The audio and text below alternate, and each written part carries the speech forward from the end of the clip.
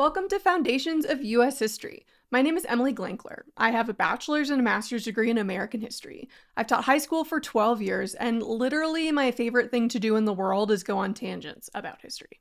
First, a bit of housekeeping. This course is divided into 16 modules, grouped into 5 units, or eras in American history.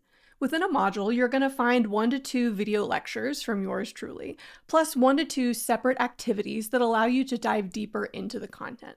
At the end of each module is an informal quiz to see how well you understood the material. You also have a bigger project and a more formal college-style exam for each unit. Now, I won't be grading any of these activities, but your teacher or parent has access to answer keys for everything, so they can give you feedback and check your work as you go.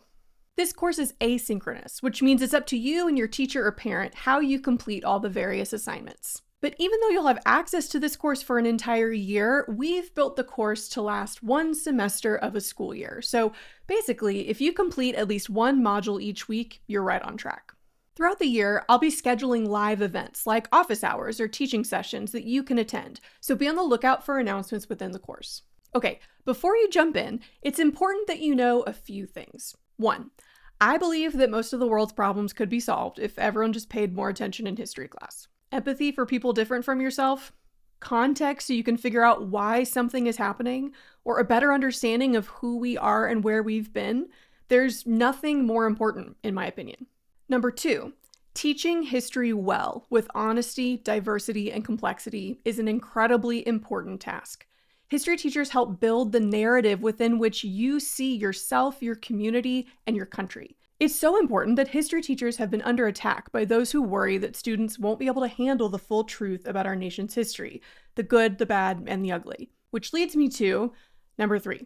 This course was created directly in response to these attacks in an attempt to preserve and showcase the work that good teachers have been doing in classrooms across the country for years, and to ensure that all students have access to an honest, diverse, and complex U.S. history course. Now, really, I've built this course to answer just a few basic questions. How and why did the United States become a thing? And in what ways have we changed and grown, or not, since our founding? It's really that simple. In the first few units, you're going to discover the promise of America.